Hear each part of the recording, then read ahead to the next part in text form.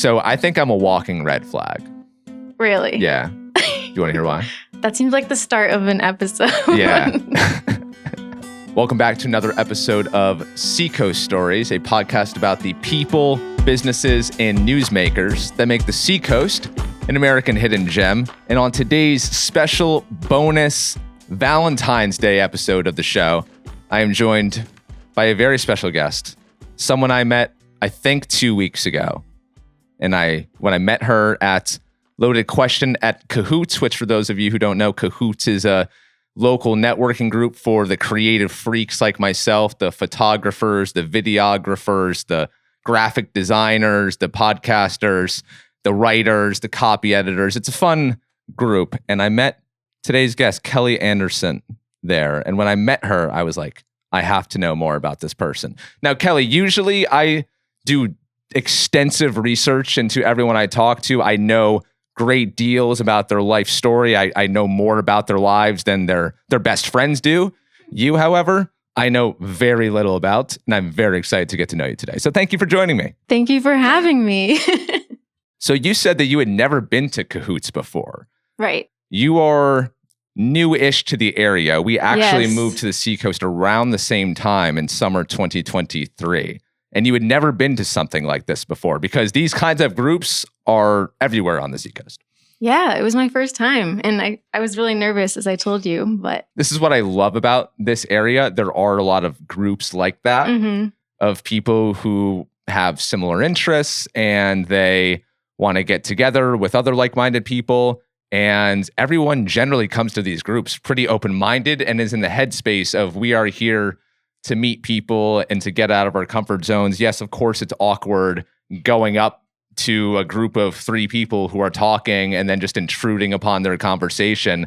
But you kind of, once you do that once or twice, you just get comfortable doing that. And then you make friends and then have them on your podcast 2 weeks later. Crazy. I know. It's so cool. You did that. You just walked up to me and Sean, I think his name was. I think so. And it was crazy. You guys both were like history majors. Yeah. And then you have a podcast. Then we were both from the same area in upstate New York. And I said, I have a podcast too. And it was like fate. And here we are. Now your podcast, Significant Lovers, is way bigger than this show will ever be. You have been podcasting longer than I have. Oh yes, this is a very good show. And the impetus for having you on this specific day is it's Valentine's Day, a day that is all about love. And so your podcast is all about love and famous couples. You guys do deep dives, extensive dives into couples' backstories, famous couples from history, a lot of pop culture ones, but also, I recently listened to the episode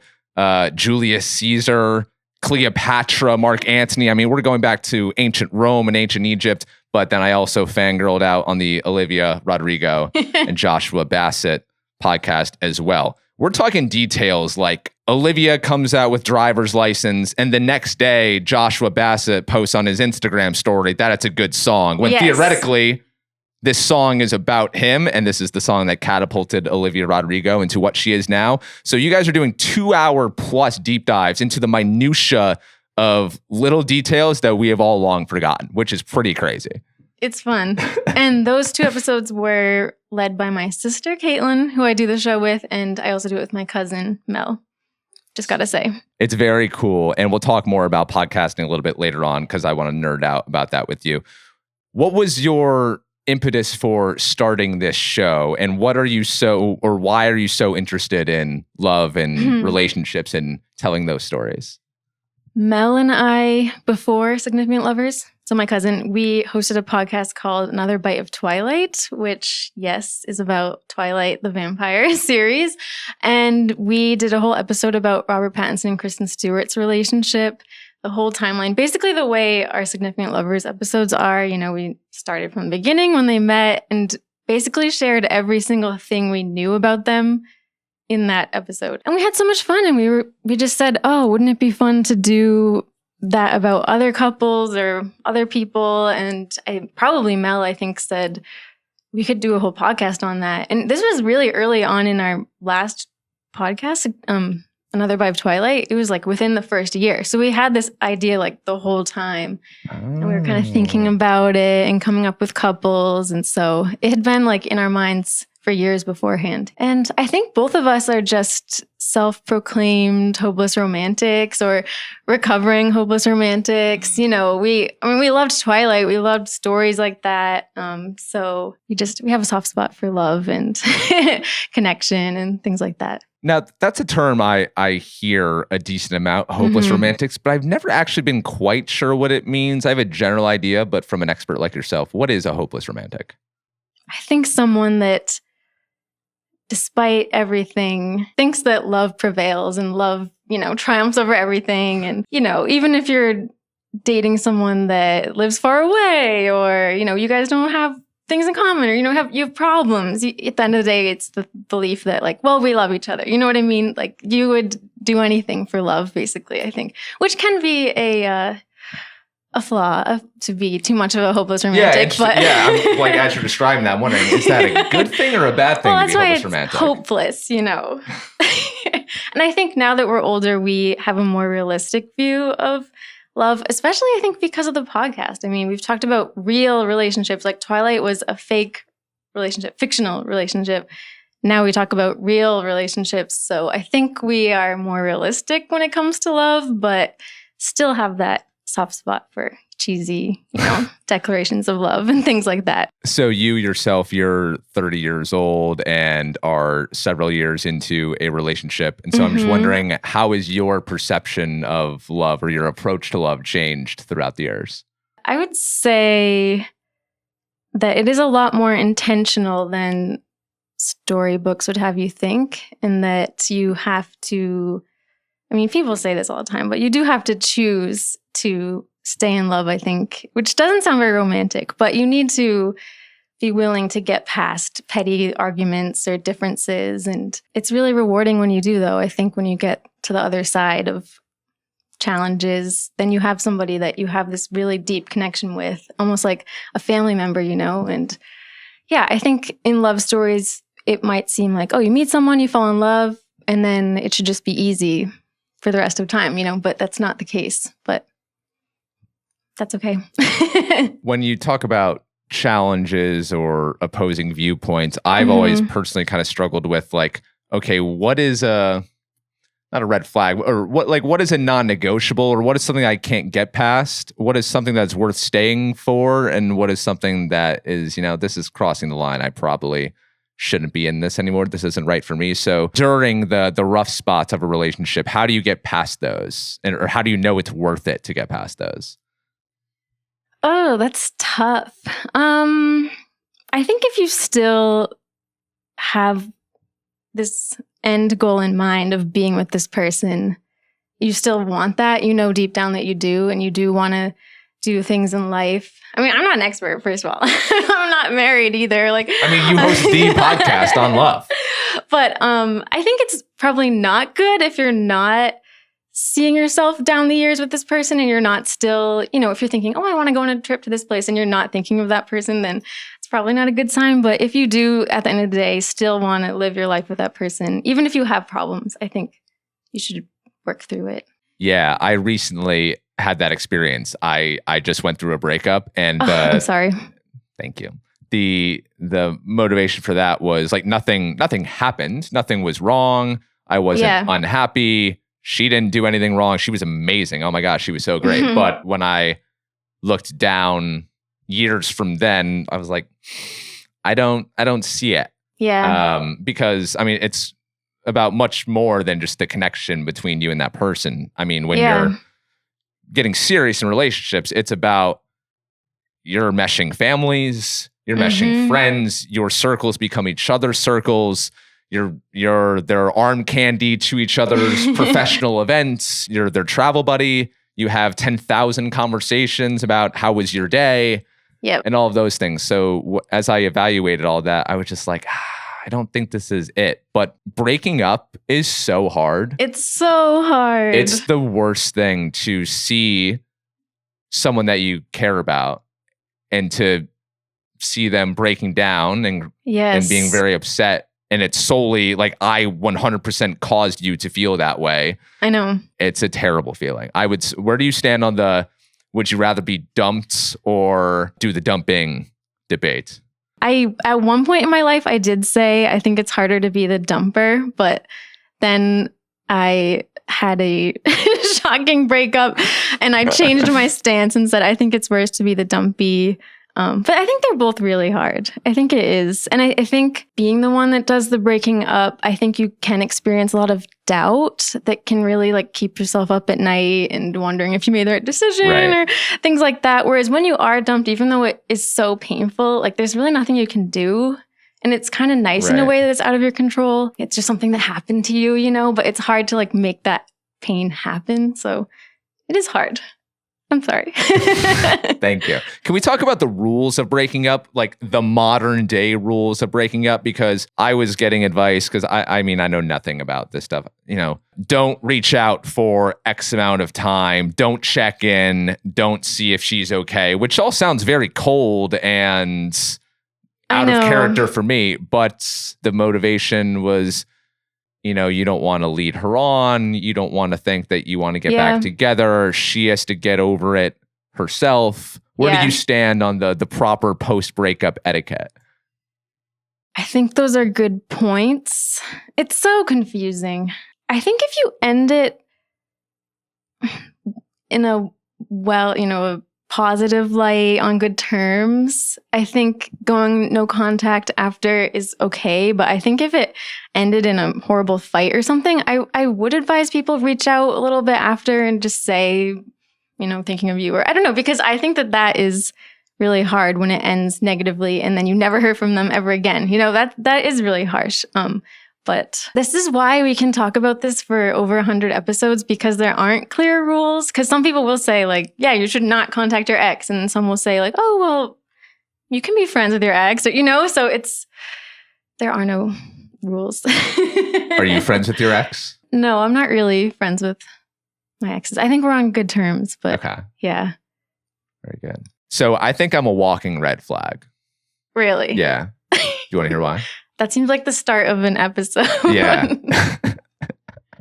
So why? This has never been an issue in relationships, so maybe this is good on me, but conventional wisdom would say this is a red flag.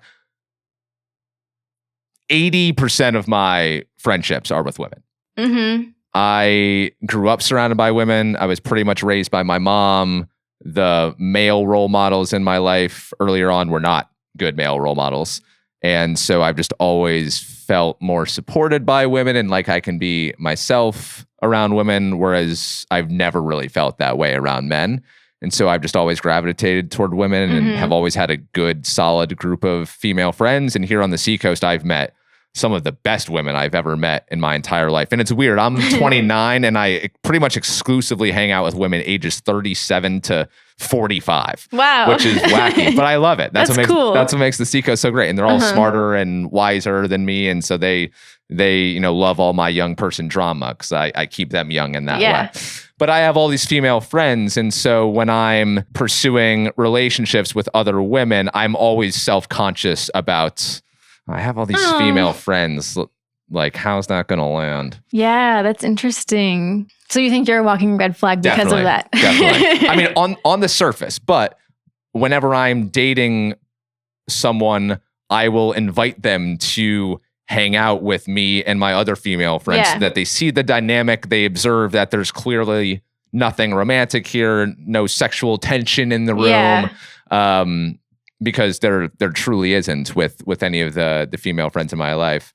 So I just like to prove it to them because I know it can be a hard sell. No matter how many times I trust you, some women will just be like, I don't believe you. Yeah. Well, I think one person's red flag is another person's treasure sometimes. And you just need somebody that's self-assured and confident. And I don't know. I think sometimes when you're in a really good relationship, you just don't really worry about that because you really do believe. So I can see why other women might be threatened by that, but there's somebody out there that doesn't care. So I think that's cool. That's sweet. And I feel like I've read that men with sisters and female friends are the best in relationships. So Heck yeah. I mean, listen, the positive side of all this is I'm often the only man in a group of women, whether that's in my yoga classes or on a yoga retreat, so I have a good feel for how to interact with women and the things that they talk about and the things that they're on their mind. I've gotten a very good look into how the female mind operates. So I think it serves me well. Yeah. When it comes to relationships. So maybe you're right. One person's red flag, another person's treasure. I do think it can be really subjective like that, though. Like some people might say like, oh, that's red flag if someone doesn't do blank, but that might not even be important to somebody else, So obviously there are more universal red flags, but I don't think that's always the case. So what are your top red flags? I wasn't prepared to think about that. Is really like bitter about the world and thinks like the world's out to get them. That's a good one. I can see that not vibing with you. You give off very big sunshine and rainbows all the time energy. Thank you. Yeah. Okay. Someone that, I don't know, just doesn't want to do anything. Doesn't want to go out and explore and see different places. Just kind of wants to sit at home. I mean, it's always nice sometimes to watch movies and stuff, but that's not like a evil thing. It's just my own personal preference. Yeah. Mine is, and maybe this isn't a red flag, maybe this is just more of a non-negotiable in a relationship for me, but I am such a wellness freak. I'll just use that term to encompass exercise. Like I never stop exercising.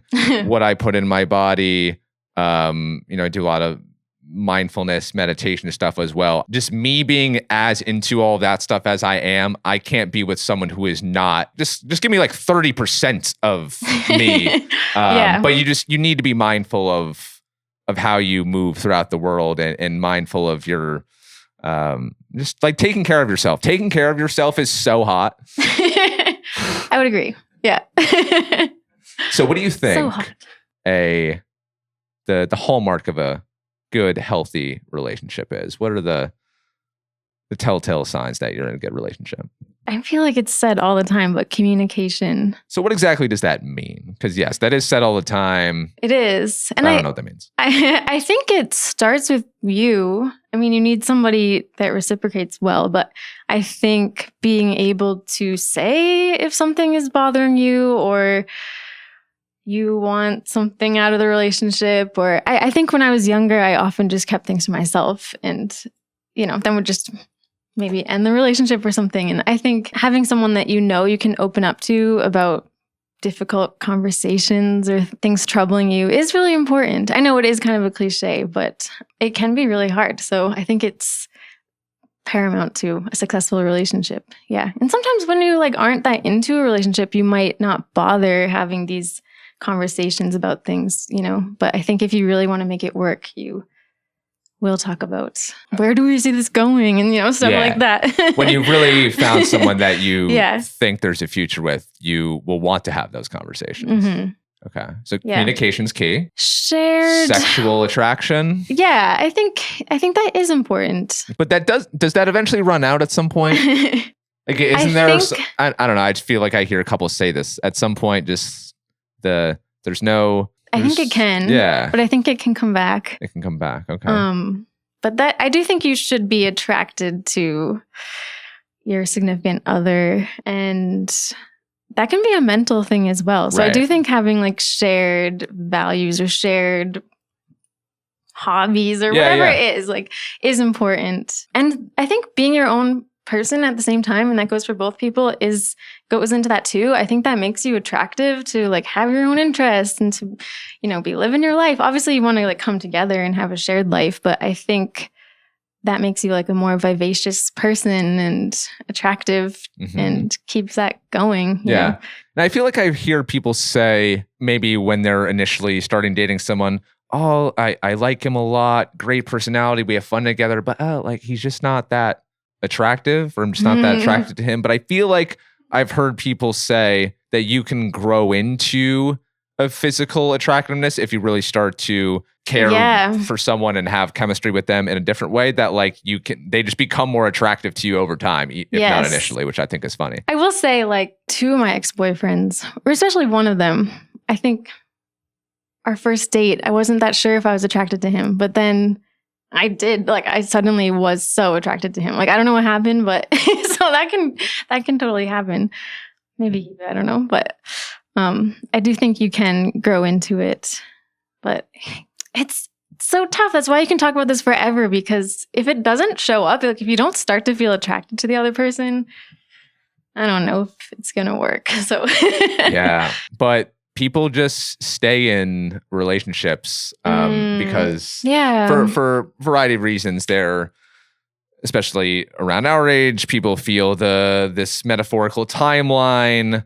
They see their friends getting married, having babies, buying houses, doing all 3 of those things in the same year. And then someone might be like, I'm so behind. I need to get into a relationship. And so they might stay in one that they shouldn't be in, convince themselves that this person is the right person, even when they know deep down that it's not.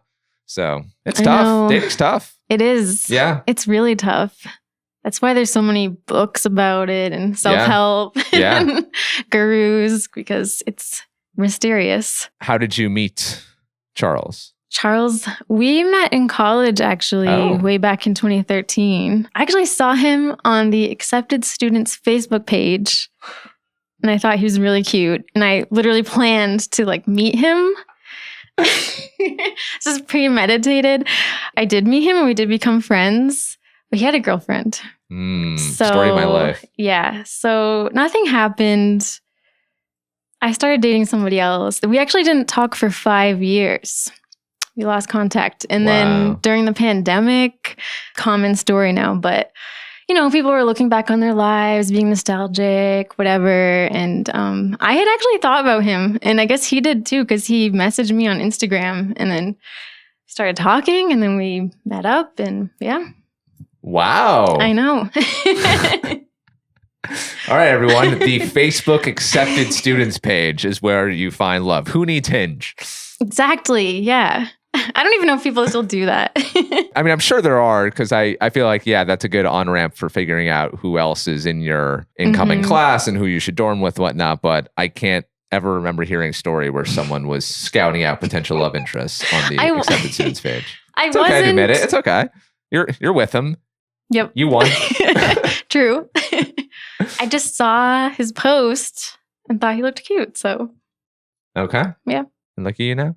Mm-hmm. What couples have you been most fascinated by covering on Significant Lovers? I do like the couples that span a lot of decades, and especially the ones that I don't know if it's because of this thing with Charlie, but I like when people maybe were together and then years later maybe they're still thinking about each other, or like we don't know, but we're just inferring from song lyrics or something. That feeling that like, oh, the one that got away out there. I love that kind of story. I don't know why. So one that I researched recently that I loved was Stevie Nicks and Lindsey Buckingham from Fleetwood Mac.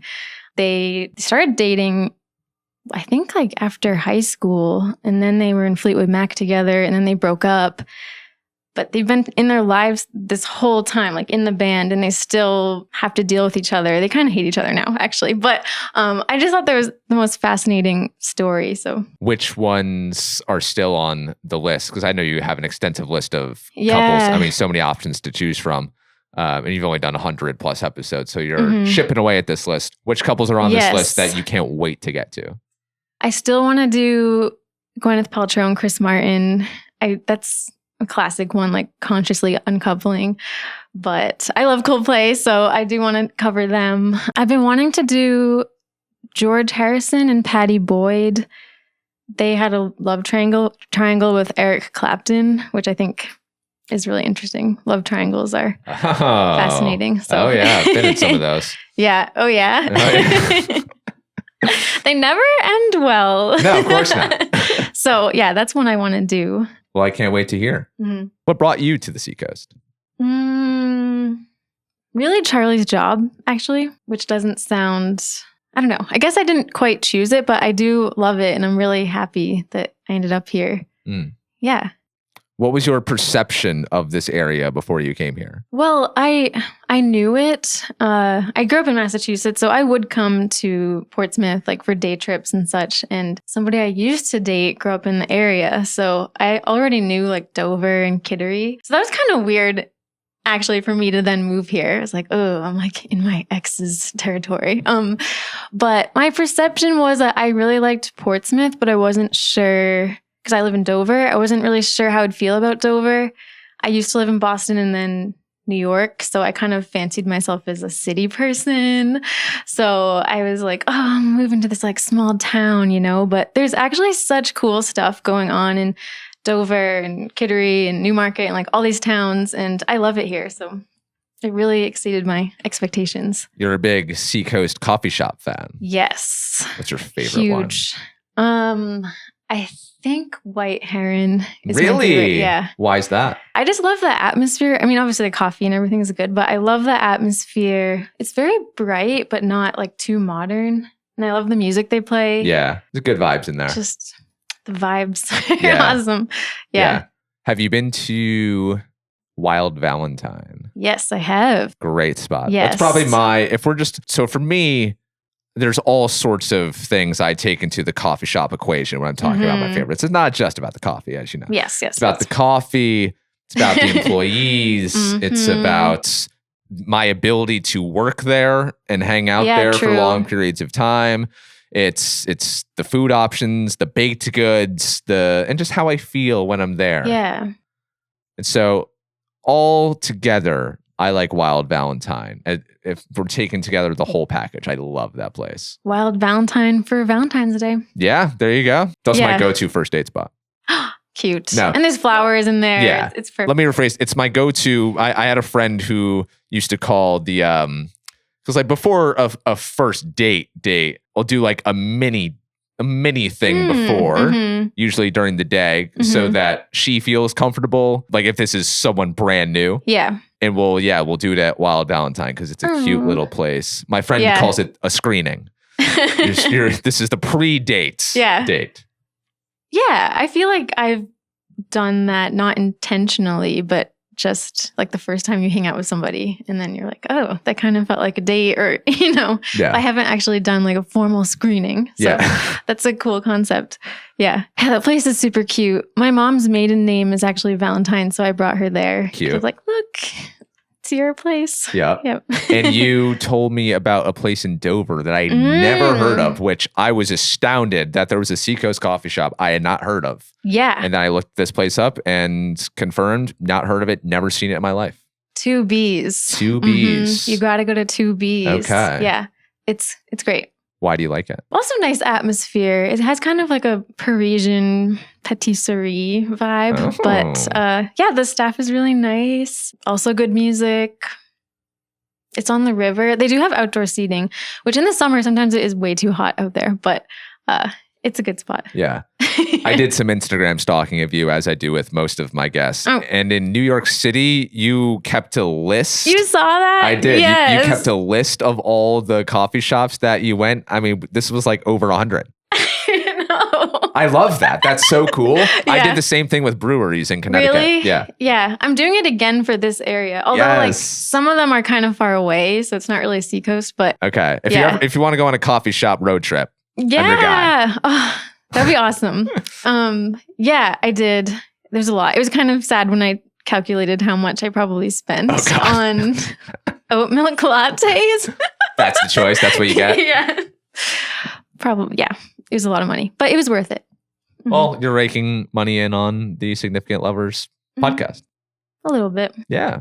You guys have Patreon. So this is so cool. So for those of you who don't know, Patreon is a way to support creators, video creators, podcasters who don't do advertising, or sometimes in addition to advertising, but usually with the Patreon donation, which can be a one-time thing, it can be a monthly thing, yearly thing. Like it's up to the creator how exactly the setup works. But you guys do that. And it's pretty cool. You can also get exclusive content sometimes as well with that. Again, up to the creator, which you guys do. Yes. Which is so cool. How did you come to the decision to do this podcast on Patreon as well? Well, first of all, I saw you signed up I did. Thank you. I needed to listen to the Olivia Rodrigo episode. It was behind the paywall. You didn't have to do that. I know.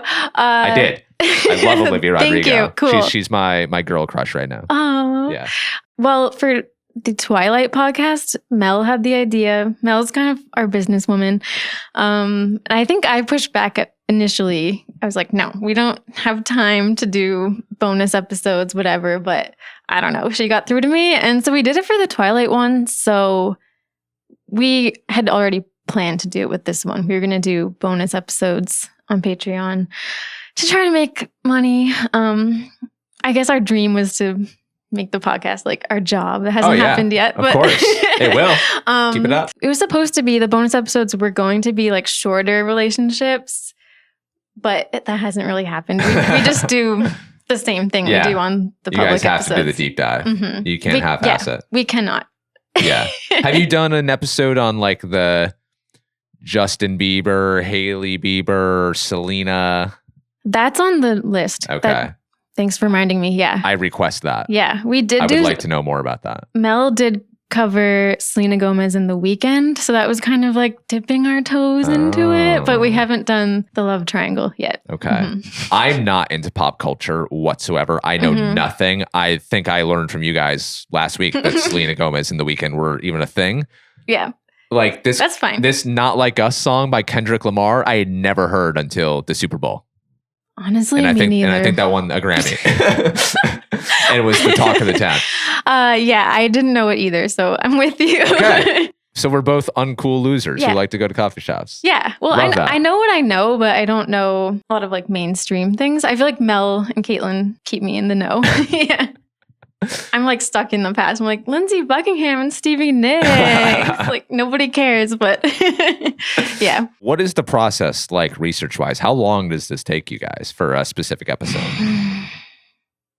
It depends. It depends on how deep we want to go. I don't know how many hours it is per episode, but it also depends if it's a like historic couple or a more modern day one. I feel like the modern day ones can be a lot because there's so much information out there now.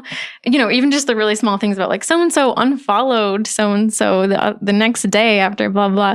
There's a lot of news articles, but usually for modern couples, we go through the news on Google like month by month through the years and just look through like every single thing that came out about them. And we'll also use like books and interviews and things like that. So yeah, it can be a lot. Yeah, on the Julius Caesar episode, Kate, who was leading the charge there, was referencing, oh, I got this from this encyclopedia. And I know. Sort of like textbooks. She was pulling from textbooks information, which I thought, wow, y'all are going deep on this stuff. Yes, I know. That was really impressive. Yeah. Yeah. Okay. Well, is there anything more to get off your chest about love, podcasting, coffee? If you have any Seacoast hot takes, those are welcome. Hot takes. Yeah. Love advice. Love advice for those on Valentine's Day who don't have a special someone in their life. Like me.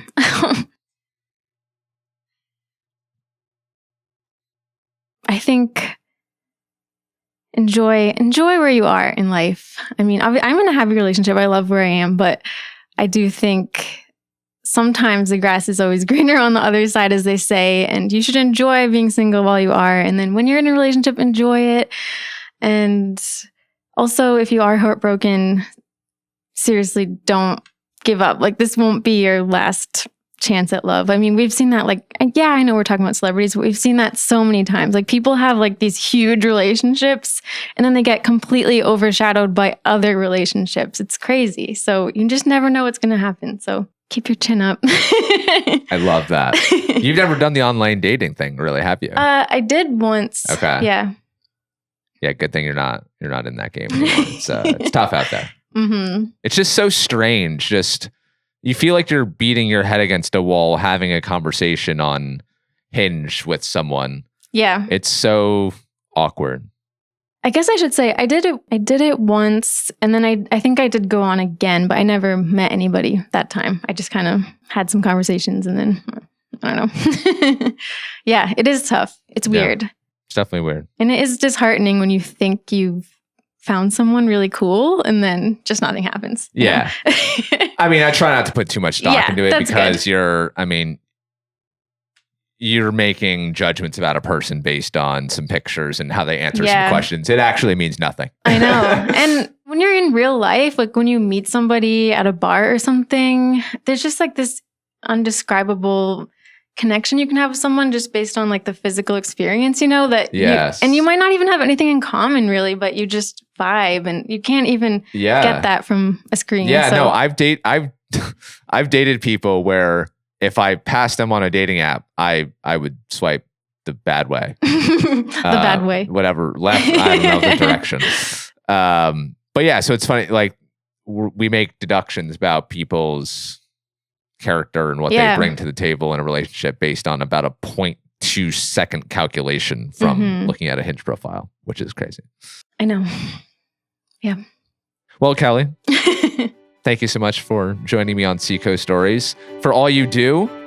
And I look forward to the future Significant Lovers episodes. Especially the Justin Bieber one. Yeah, I'll let you know when we do that.